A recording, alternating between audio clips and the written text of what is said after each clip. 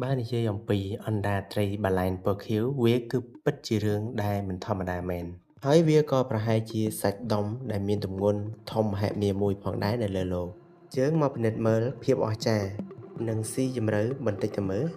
អណ្ដាតដែលមានទម្ងន់មហិមាលើសដំរីសាកស្រមៃមើលថាបើអ្នកចង់ត្រួតពិនិត្យសុខភាពអណ្ដាតឲ្យត្រីបាឡែនខៀវអ្នកប្រហែលជាត្រូវយកសន្ទូចយោង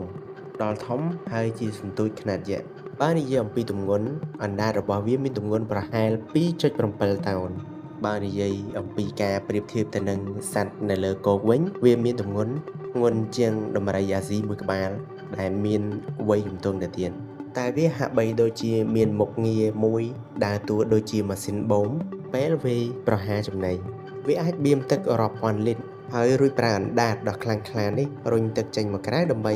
ទុកតែចំណីនៅក្នុងមាត់ចុះហេតុអ្វីបានវាត្រូវការអណ្ដាតដ៏ធំនេះត្រីបាឡែនពណ៌ខៀវគឺជាត្រីដ៏ធំមួយនៅក្នុងសមុទ្រហើយក៏ជាសត្វមួយដែលធំបំផុតនៅលើផែនដីផងដែរហើយការដែលមានអណ្ដាតធំបែបនេះក៏មិនមែនទុកសម្រាប់និយាយដើមគេនោះដែរតែវាប្រើអណ្ដាតវាដើម្បីទ្រទ្រង់ជីវិត